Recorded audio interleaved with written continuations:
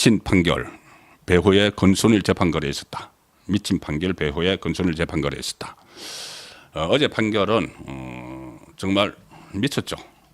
모든 오늘 지금 어제 고법판사 3명 이재명에게 무죄 선고 내린 고법판사 3명이 오늘 하루 종일 조롱거리가 됐습니다.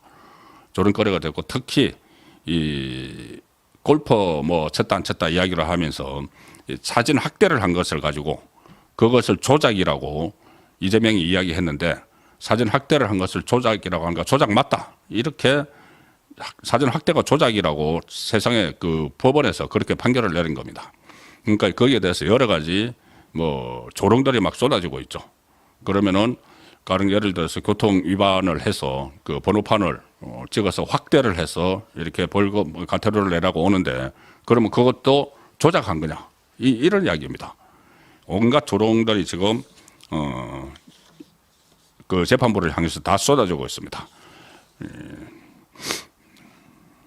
네티즌과 정치권에서는 과속 과태료를 부과할 때 번호판을 확대해서 보내는데 그럼 이것도 조작이냐 이런 이야기도 하고 그때 처음 사진을 공개한 게 이기인이라는 뭐 경기도의원이죠. 지금 그 이준석 당이 갖는 이기인이 또 이것을 그때 찍어서 언론에 배포를 했는데 그 졸지에 저는 사진 조작범이 됐다.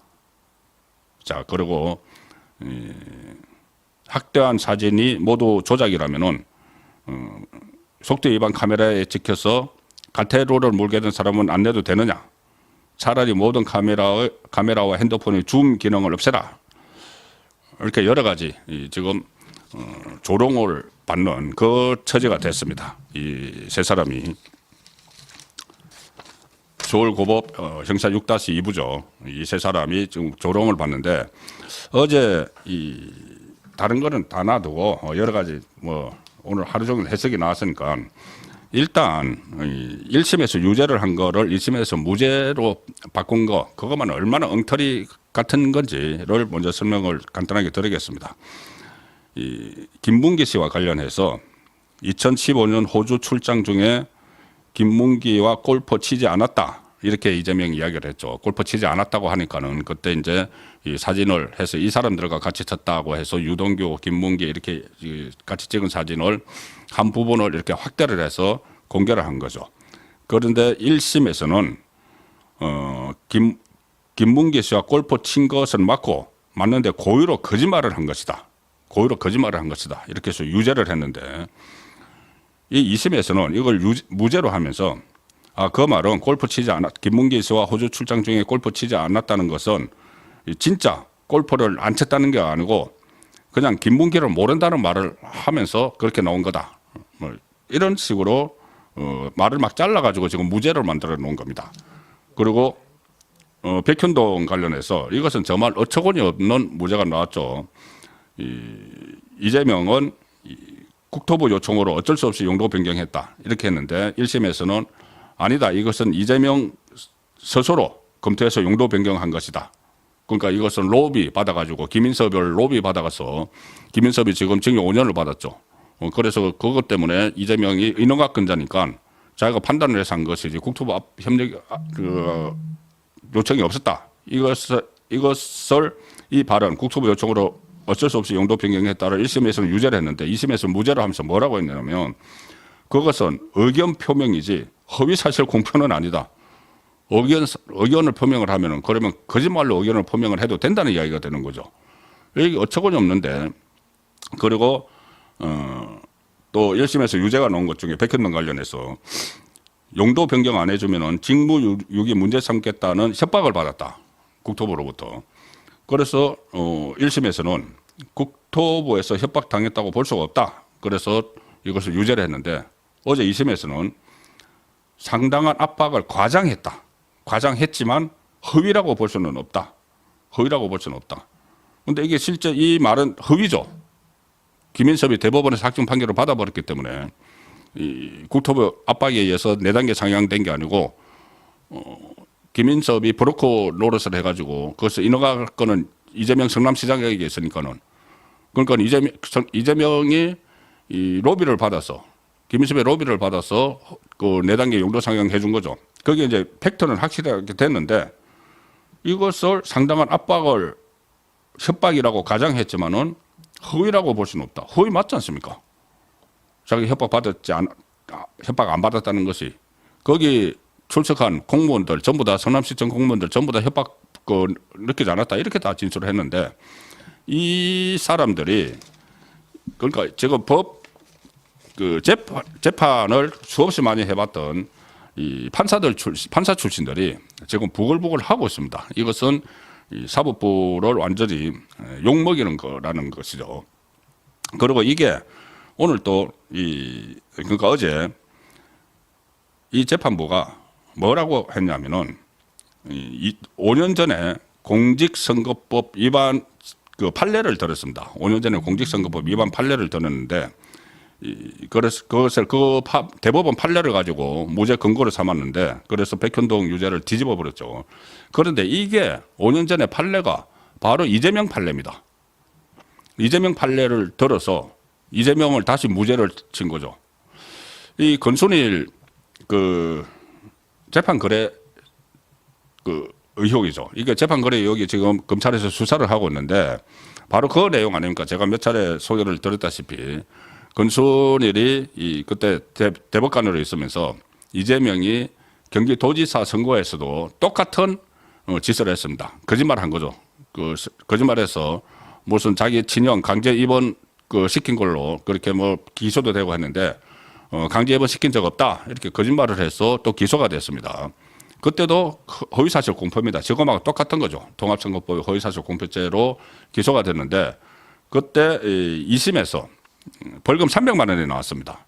벌금 300만 원이면 이게 대법원에서 확정되면은 이재명은 모든 것은 그때 다 날아갔죠. 5년 전에 다 날아갔죠. 경기도지사 자리도 날아가고 본인의 그때 앞으로 그 이후로 선거도 출마를 못하고 징역형이면 10년 동안 피선거권 박탈이고 벌금이면 5년 동안 박탈형이니까는 그 다음에 대선도 못 나오고 지금 국회의원도 아니고 아무것도 안 돼 있습니다. 당 대표도 아니고 그걸 살려준 게 바로 권순일이죠. 권순일이 그때 뭐 자기가 최고참자였습니다. 대법관 중에서 본인이 주도를 해서 김만배의 로비를 받아서 그 대법원 심리가 열리고 이러는 날 김만배가 계속 권순일의 대법관 방으로 찾아갔습니다. 찾아가서 무슨 뭐 박스를 들고 갔다, 뭐 돈박스 아니냐 이런 이야기도 있지만은 그것은 뭐 확인이 안 됐지만은 어쨌든 그렇게 해서 나중에 김만배의 화천대유에 고문으로 들어가서 한 2억 가까운 돈을 일도 하지 않고 받고 50억 그 클럽에 가입을 하고 거기다 이제 대가죠. 그리고 그때 당시 이재명이 대통령 되면은 대법원장 약속을 받았다 이런 말도 그때 나왔고 그래서 권순일이 이것을 무죄 취지로 파기환송하는데 주도적인 역할을 한 겁니다.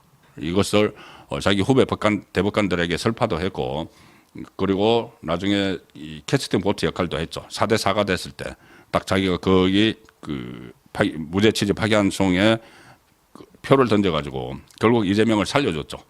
자, 그때 했던 논리가 그때도 거짓말인데 선거 때 거짓말한 건데 뭐 적극적 거짓말, 소극적 거짓말 이런 국민들을 우롱을 하는 그런 말을 했습니다. 그것을 법리라고 내세웠습니다. 그런데 그걸 이번에 이 고등법원 재판부에서 그걸 그대로 갖다 썼습니다. 그대로. 그걸 갖다 쓰고 이것은 대법원에 판례가 있다. 보통 이제 대법원 판례를 마치 바이블처럼 이렇게 막 이야기를 하는 판사들이 있죠. 그래서 이 대법원 판례가 이런 게 있기 때문에 우리도 이것을 무죄를 한다. 그 무죄의 근거 대법원 판례다. 이렇게 이야기했는데 그 대법원 판례라는 것이 지금 권순일 판례입니다.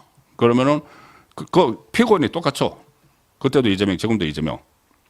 그 판례를 가지고 대법원 판례가 있으니까는 이 무죄를 한다. 이렇게 한 겁니다. 이게 완전히 그리고 그것이 이 재판 거래에 의해서 그런 판례가 만들어졌다는 것이 검찰에서 수사를 하고 있는 거죠. 수사를 하고 있는 단계인데 그걸 가지고 이재명을 또 다시 똑같은 이재명을 구해주는. 그래서 오늘 어떤 신문의 제목은 이재명 살린 이재명 판례입니다. 너무 이거 황당하지 않습니까? 저는 정말 분노합니다. 이번에 2심 재판부에 대해서. 이재명이 공직선거법 2심 무죄 판결을 받은 데는 2020년 이재명이 대법원에서 받은 판결도 근거로 인용이 됐습니다. 어제 재판부에서. 이 판례 제가 조금 전에 말씀드린 그 적극적 거짓말, 소극적 거짓말 어쩌고 한 황당하게 국민 속인 그 판례를 근거로 해서 백현동 발언은 사실 공표가 아닌 의견 표명에 해당해서 처벌할 수 없다. 의견 표명, 과도한 의견 표명. 그러면 과도한 의견 표명은 거짓말해도 되는 건가요? 지금 그동안 허위사실 공표로 재판을 받아서 배지가 날아가거나 피선거권이 박탈됐던 정치인들이 있는데 그 정치인들도 난립니다. 민주당도 많습니다. 민주당도 그거 많은데 민주당도 부글부글 하고 있죠 지금. 우리는 뭐야? 그럼 우리는 왜 이 배지 날아가고 다 정치 피선거권 박탈되고 했던 거야? 우리는 그런데 이재명은 왜 뭔데? 이재명 혼자만 저렇게 비슷한 다 거짓말 한 건데 의견 표명이다. 의견 표명, 과도한 의견 표명이다. 이게 완전 말장난이죠. 소극적 거짓말, 적극적 거짓말. 여기다가 또 심종 국민 눈속임용 법리라고 하나 내놨습니다. 그리고 이것은 이 건손일이 한번 허위사실 공표에 대해서 그런 논리의 법리의 틀을 만들었으니까는 그리고 그것은 판례로 남아있으니까 어쨌거나 판례로 남아있죠. 나중에 수사 결과 이게 검은 거래에 의해서 그런 판례가 나왔다고 해도 어쨌든 판례로 남겠죠. 그럼 그거를 가지고 그대로 적용해서도 또 무죄를 줬다는 이야기입니다. 이 형사 6-2부 서울고법 이 세 사람 최은정 비롯해서 이 세 사람이 서로 이 판결을 가지고 서로 싸웠다는 이야기도 있고 아니면 세 사람 다 한통속이 돼가지고 처음부터 무죄를 설정을 해놓고 깨 맞추기 돌아가면서 그 역할 본다면서 깨 맞추기 했다는 말도 있고 여러 가지 이야기가 지금 나오고 있는데 백족 불량 이재명 판결문에서 이걸 집어넣었습니다. 2020년 7월에 대법원 전원 합의체 판결을 인용을 했다. 이재명은 2018년에 경기도지사 선거 당시 친형 강제 입원 검사 사칭 사건 관련해서 허위사실 공표 혐의로 기소가 됐는데 대법원 전원 합의체는 무죄 취지로 파기 한송을 했다. 무죄 취지로. 그때 대법원은 표현이 사실을 드러냈는지 자 들어보십시오. 얼마나 황당한 그 건순일이 이 50억 약속받고 대법원장 약속받고 만들어낸 겁니다. 이 법리라는 것이. 표현이 사실을 드러냈는지 의견이나 추상적 판단을 표명했는지 단정하기 어려운 경우 원칙적으로 의견 표명으로 봐야 한다. 가장된 표현이 있더라도 허위사실 공표라고 볼 수 없다. 이게 전합이 아니고 지금 어제 그 2심 내용입니다. 2심 내용 전합은 그때 대법원 그 전원 합의체는 적극적 거짓말, 소극적 거짓말 이런 그 엉터리 이야기를 했고 1심은 이재명 대표의 김문기, 백현동 발언은 후보자 토론회에서 한 게 아니기 때문에 전합 판례가 앞서 말씀드린 그 전합 판례가 적용되지 않는다 이렇게 이야기를 했지만은 2심은 판례를 그대로 인용을 해서 이재명 발언은 백현동 사업에 특혜를 줬다고 생각하십니까? 라는 질의에 대한 답변이다. 국토부의 법률상 요구라는 사실을 기초로 입장을 어쩔 수 없이 불가피하게라고 압축해 전체적으로 의견 표명에 해당한다.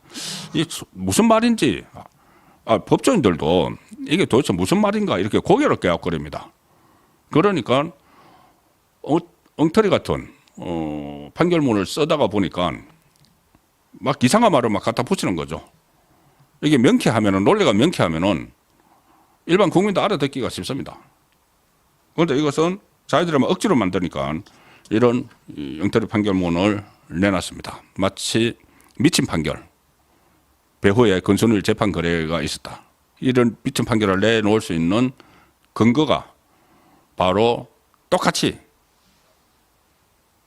이재명이 5년 전에 완전 날아갈 걸 살려준 건순일 재판 거래.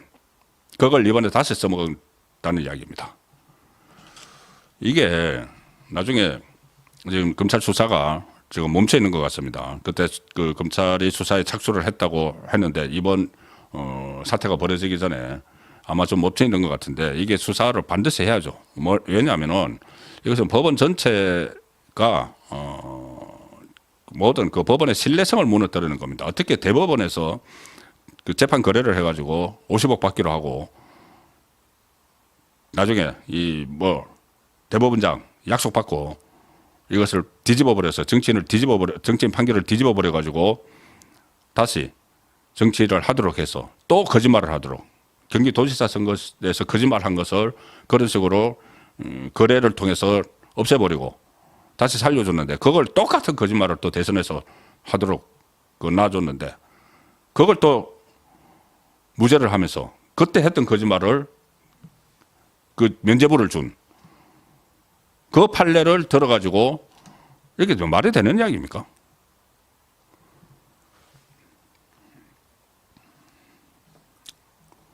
자, 그래서 일단 이 판결이 나왔습니다. 판결이 나왔는데 그래도 끝났어도 끝난 게 아니다는 말이 또 나오고 있습니다. 제가 지금 드릴 말씀이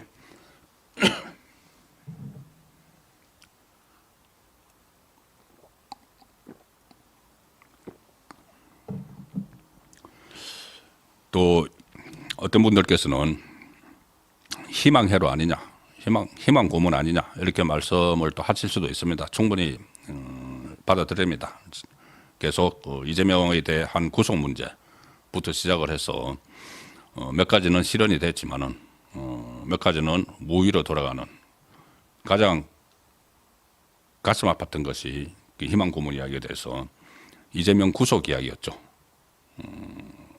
국회에서 두 번째 구속영장에 대해서 체포동의안을 비명계가 이탈을 해서 통과시켰는데 유창훈이 심리할 때 모든 우파 패널들 방송에 나가서 저도 방송에 나가서 이건 100% 영장 발부된다. 좌파 패널들 중에서도 방송에서는 무슨 안 될 수도 있다고 하지만 대기실에서는 변호사들, 좌파 변호사들도 방송국 대기실에서는 이거는 뭐 분명히 영장 발부된다. 다들 이야기했습니다.